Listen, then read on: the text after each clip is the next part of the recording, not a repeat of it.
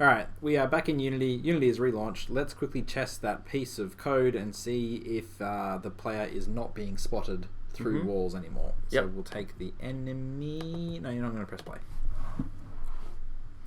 Press play, go this way so the enemy is not through all the way. Yep, and then we'll come back to the game view. And we're going to see a bunch of events firing off down here. But... we should see that the enemy has collided with the player. Yes, he has, but we have not seen the spotted event yet.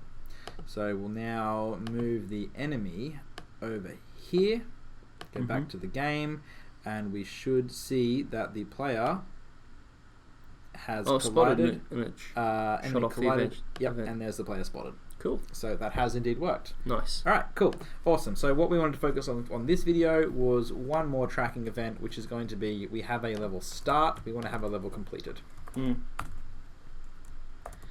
Level completed. And this one wants to keep track of time in level, which we already have from our accumulative time checking. And we also want to have a level attempt. So we can see what level attempt was it that they actually completed on. Yeah, and so that way we'll be able to say it takes an average of 5 attempts to complete this level. Yep. Alright, so nice and quick and easy one. Let's jump into Visual Studio, into our Analytics Manager. I did stop the game. Yes, I did. The enemy, will put him back to patrolling. And now back into here, we'll find our level started one, and we shall copy paste that one, and it can now be level completed. Nice. Level completed. Yes, we'll take that event type. We'll call this one level completed. The level attempt, we do want to bring this one along to say yes, it has you finished up on this level attempt. Yep. Level completed is our metric, which we'll have in there as being number 1, because we're always going to keep track of that one. Spell that right. Yep. Where's that? Sorry, you want to probably spell that one right. Which one? Level compelted. You can compel the level, surely. I compel you. I'm really reaching for humour here, man. Yeah, I didn't even get a laugh. That guy got such a weird look. No, that one didn't hit. That one. Okay, what else do we want to have? This one, the time in the level. So let's... It's much more fun when they laugh with me, not at me. I'm happy either way. Okay, so we've got the time in level. Note that this is an attribute, not a metric. Ooh, this one could be a metric because it's a. No, I would say it's an attribute, wouldn't you? Yeah, I'm going to go with attribute. Even though this is a kind of semantic thing. Yes, it's important to get it right, but when you are looking at everything in Spark, you have access to the raw data, so you can treat it whichever way you want.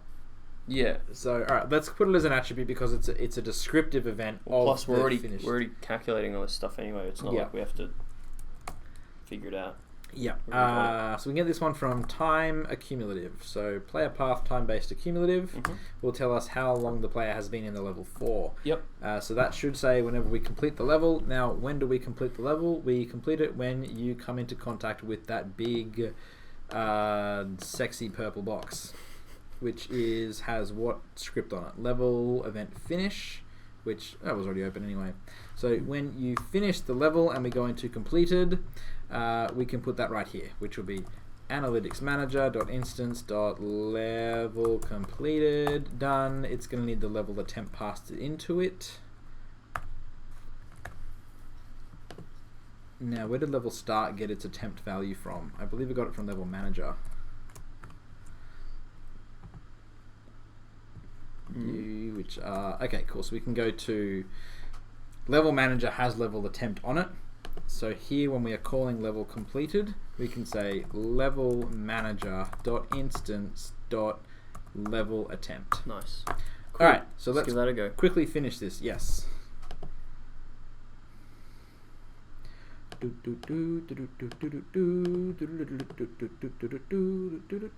Hooray! Level completed, and it took us 4.9 seconds. Oh yeah. Nick, do you think you can do faster? Yeah. You know what? I think I can. Don't cheat. Oh, he's going to cheat. He's going to go straight through the wall, isn't he? Ha ha ha. Suck it. How long did it take you? 3.9. 3.9. I can't do faster than that. Unless I sped the player up. Ooh. You know what? No, I'm not going to do that. Let's not ruin the analytics starter. Because you didn't laugh at my joke. You've already ruined the analytics starter. You put a cheat in there. Yeah, well. It's because you didn't laugh at my joke. It's part of the game, man. Alright. Let's finish this one off. Don't hate the player, hate the game. It's my game. I love my game. With that, our analytics events are now set up inside of Unity. We now have all of our raw data being captured. That's it for Unity. So the next thing we get to do is jump back over to Spark and play with our data. Sounds good. But there's one small little problem with that. We have only been playing this from this computer that we are recording on, which means every single thing has the same device ID and the same piece... like client ID or whatever. Client ID, Cognito ID, yeah. So I think in the next video, we will spin up another EC2 server or 3 so that we can deploy this game onto there and just have some extra data being coming across. So we don't have to just have one player. We can confirm that it's happening against multiple players. Sounds cool. Cool. And with that, everyone, we shall finish off this video and we'll see you in the next one. Cool. See you next time.